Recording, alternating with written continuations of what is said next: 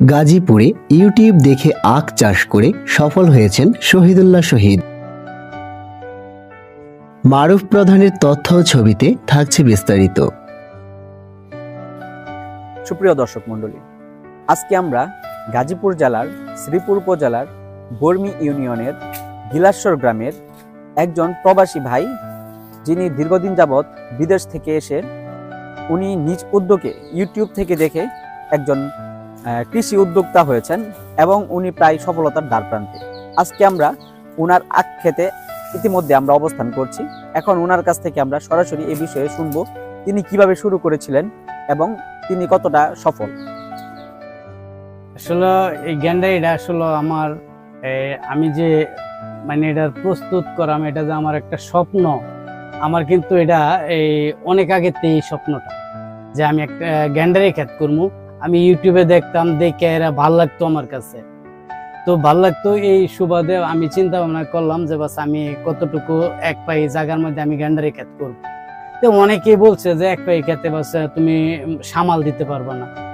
আসলে সামাল দেওয়া হয়েছে আসলে আল্লাহ পাকের ইচ্ছা সর্বদিক দেই। হ্যাঁ, কারণ আমি এইগুলি মনে করেন আসলে একা মানুষ, আমার তো আর কোনো ভাইনসারি নাই। আমি একা মানুষ, এইখানে এই ক্ষেতের মধ্যে আমি সারাক্ষণ পড়ে থাকি।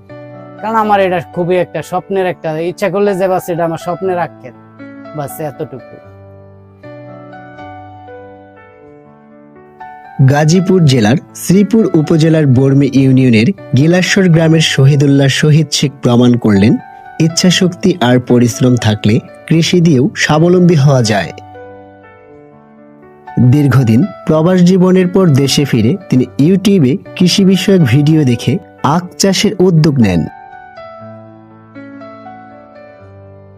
চৈত্র মাসে জমিতে আখের চারা রোপণ করে ভাদ্র মাসেই পূর্ণ ফলন পান তিনি।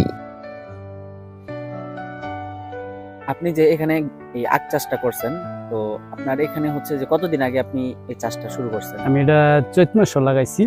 চৈত মাস, বৈশাখ, জ্যৈষ্ঠী, আষাঢ়, শ্রাবণ, ভাদ্র মাস শেষ, ভাদ্র আশ্বিন, 5 মাস হয়ে গেছে আর বর্তমানে।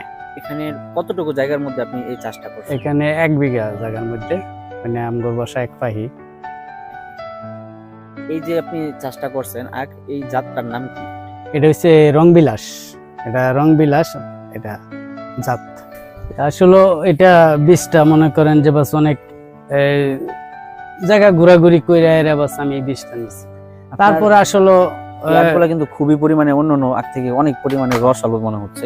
জি জি জি, অনেক রসালো, অনেক মিষ্টি। 1 বিঘা জমিতে আখ চাষে তার মোট খরচ হয়েছে প্রায় 24,000 টাকা। খরচের তুলনায় ফলন আশানুরূপ হওয়ায় তিনি এখন লাভের মুখ দেখতে শুরু করেছেন। শহীদুল্লাহ নিজেই জমিতে কাজ করেছেন, কোনো ভাড়াটে শ্রমিকের উপর নির্ভর না করে নিজের ঘাম ঝরিয়ে আখ চাষ করেছেন। ফলে এলাকার মানুষের কাছে তিনি একজন সফল কৃষক হিসেবে পরিচিতি পেয়েছেন। তিনি বলেন, প্রবাস থেকে দেশে ফিরে কিছু একটা করার ইচ্ছা ছিল। ইউটিউবে দেখে আখ চাষের পদ্ধতি শিখে চেষ্টা করি। আল্লাহর রহমতে আমি সফল হয়েছি। আপনার যে আখটা, এটা লাগানোর কতদিন পর থেকে আপনার বিক্রি করা যায়? এটা লাগানোর 5-6 মাস পর থেকে বিক্রি করা যায়। মোটামুটি 6 মাস পরে এটা মানে পর্যাপ্ত বয়স হয়ে যায় বিক্রি করার মতন বাস প্রসেসিং হয়ে যায়। তো অনেকেই বলছে যে এক পাই খেতে বাস তুমি সামাল দিতে পারবে না।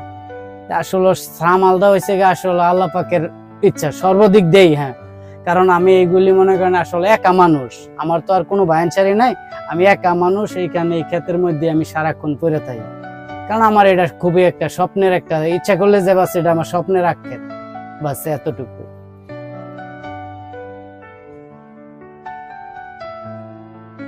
যুব সমাজ যদি ঘরে বসে না থেকে নিজ উদ্যোগে কাজ শুরু করে, বিশেষ করে কৃষি কাজে মনোযোগ দেয়, তবে তারা নিজেও স্বাবলম্বী হতে পারবে।